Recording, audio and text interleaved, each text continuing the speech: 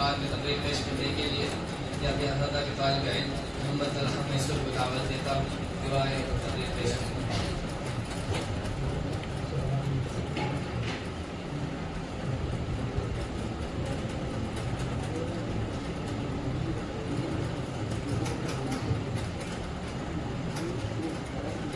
السلام علیکم ورحمۃ اللہ وبرکاتہ.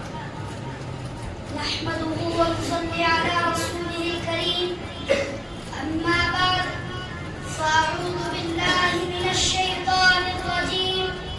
بسم الله الرحمن الرحيم. وقضى ربك ألا تعبدوا إلا إياه وبالوالدين إحسانا. وقال النبي صلى الله عليه وسلم رضا الرب في رضا الوالد وسخط الرب في سخط الوالد او كما قال عليه الصلاة والسلام. قابل قدر صدر جلسہ، بزرگوں اور دوستوں، آج میں آپ حضرات کے سامنے والدین کے مقام کے متعلق چند باتیں عرض کرنا چاہتا ہوں. بزرگوں دوستوں، دنیا میں اللہ تعالیٰ نے بندوں کو مختلف شکلوں اور مختلف صورتوں میں اپنی نعمتوں کو بارش کی طرح برسایا ہے. ان میں سے ایک بڑی نعمت والدین کی ہے.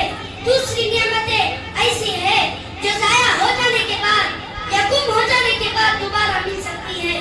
مال دولت مل سکتا ہے، سونا چاندی مل سکتی ہے، ہیرے جواہرات مل سکتے ہیں، بنگلے کوٹریاں مل سکتی ہے، زمین و جائیداد مل سکتی ہے. خدا کی قسم، ماں باپ ایک ایسی نعمت ہے کہ اگر دنیا سے دونوں یا دونوں میں سے ایک بھی چلے گئے تو دوبارہ قیامت تک نہیں مل سکتے. اسی لیے قرآن و حدیث نے ماں باپ کی بڑی فضیلت آئی ہے. اسی طرح حدیث پاک میں آیا ہے ماں باپ کی رضامندی خدا کی رضامندی ہے، ماں باپ کی خوشی خدا کی خوشی ہے، ماں باپ کی ناراضگی خدا کی ناراضگی ہے. بزرگوں دوستوں، امام بخاری رحمۃ اللہ علیہ نے کتاب المفرد میں لکھا ہے کہ کسی علاقے کے ایک قبرستان میں روزانہ ایک قبر پھٹتی تھی. اس قبر سے ایک شخص نکلتا تھا جس کا سر گدھے